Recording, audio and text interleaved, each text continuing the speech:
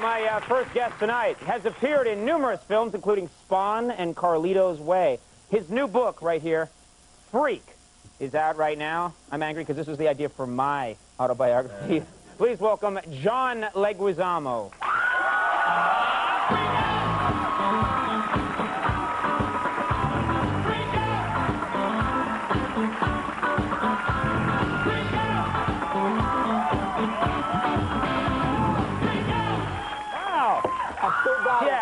I still got the moves. You were the original Shabadoo Shrimp, weren't you? I was Shabadoo Shrimp, yeah, doing that lock. You could do the whole thing. You got a book here, Freak. I can't believe this. Is that the title you were going to use? I was going to use Freak, yeah. A lot of people, they see me and they go, you're that redheaded freak. You can still use Freak. Really? Yeah. It's with your permission. Yeah, absolutely. You can own the word. This is, I kind of do, yeah. This is, I was looking through this book, and there was something that, because I've known you for a while, you've been on the show a bunch of times. 7 times, who's counting? 7 times, yeah. And the check's cleared every time. They have, so far. Nice. And I was looking through the book, and you're talking here about how you used to really want to be a serious actor, and you tried to get... And I failed miserably, yeah. No, not that. You tried to get into Juilliard, which is, of course, where, you know, they teach, like, the classic... It's like the temple, you know, Athens, whatever. And I went there, and I was doing you had to do a Shakespearean monologue, and I worked on it at home. Is this a dagger which I see before me, the handle toward my hand? But when I got there, I was so nervous. They called me up, and all of a sudden, it came out like the ghetto classics. And I was like, is this a dagger which I see before me? What's up with that? What up, ho? Ho? And I thought I was on a roll. It's like, I will pimp slap at thee and bitch slap at thee. No one in Shakespeare has ever been pimp or bitch slapped. I want to point that out now. It was about time. Well, anyway, needless to say, I was not accepted. They didn't like that? Reject, yeah. Right. Kicked out. You moved around a lot, too, as a kid. I was amazed. You moved from neighborhood to neighborhood? Well, we had to, yeah. My father was like a genius for trouble, and so we were always moving around, and we moved into Sunnyside, Queens, which is an all-Irish neighborhood. So we were like the first Latin family, so it was like we were pioneers, basically. Reverse manifest destiny. I don't remember a word. So we go there, and it was one day, and I thought it was, you know, it's St. Patrick's Day, and I figured everybody's Irish on St. Patrick's Day. That's the tradition, is everybody can be That's Irish. How they trick you with that phrase. So I went down there, and there's this fine Irish chick, and I wanted to have her in the way that a man has a woman. And you mean you wanted to have a good conversation with her? Yes, I wanted to talk to her. I wanted to learn about her people. Feels like you're talking to, you're talking to the dad here. I'm an anthropologist. And I saw her, and I river danced up to her. I did. I river danced. That's how our people move around from place to place. That's how you get from here to there. I was like, now wait a minute.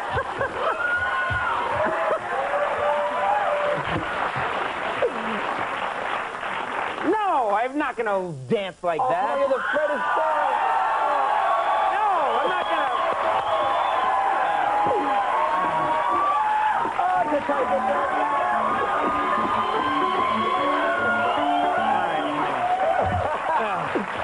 He's a natural. Yeah.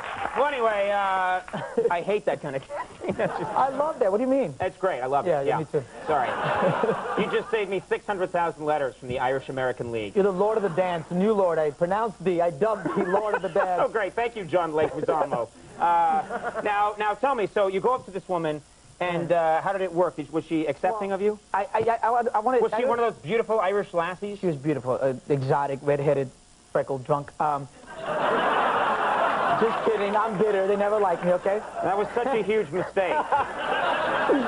It's a given that she's drunk. All right. I'm just kidding. I'm a bitter man. Yeah. And so I went up to her, and I made sure that I wasn't going to lose her, so I came up with a little Irish...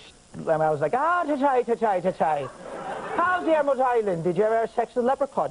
And she was staring at me. I go, what is my shenanigan hanging out again? I'm like, you don't call that a shenanigan. Where are you getting these terms from? It just comes to me. I channel. Yellow moons, green stars. I'll make a boat and sail away. So, and was she impressed? Not really, no. She was rather hostile. She called her brothers grog, ale, mead, and Guinness.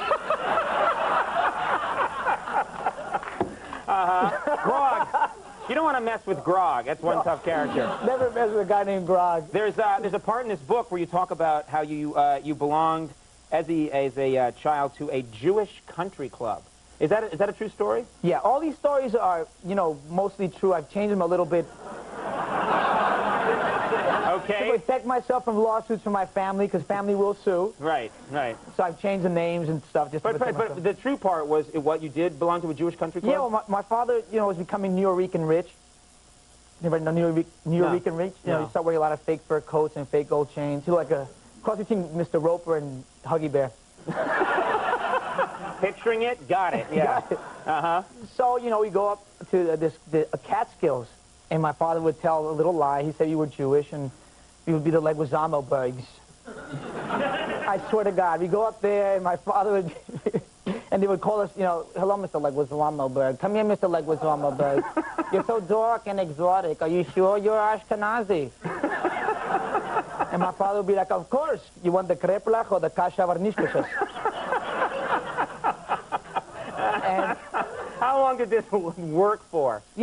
I kept making a lot of mistakes because I wasn't versed in kosher kitchens, so I kept asking for, bacon and cheeseburgers and stuff like that, and I was told, of course, you can't have milk, dairy products with me. What the hell's the matter with you? You're crazy. Yes, Jackie Mason was our waiter. Yeah. I was going to say, your Irish is starting to look pretty damn good at this point. You sold me on that. And you reveal a lot of personal stuff in here, stuff that I wouldn't be comfortable necessarily putting in a book. Maybe I'm just more uptight. You're a little shy, a little reticent, I guess. They talk about being born, masturbation and all that stuff. And wait a minute. One coming much later, yeah. Yeah, they followed. Right. I was about 12 the first time I accidentally masturbated. I was cleaning it and it went off. Why are you nodding your head so disapprovingly, sir? Because we just got through the whole bear thing here on the program. And we're right back in the soup. It's a theme night. I thought it was the leitmotif.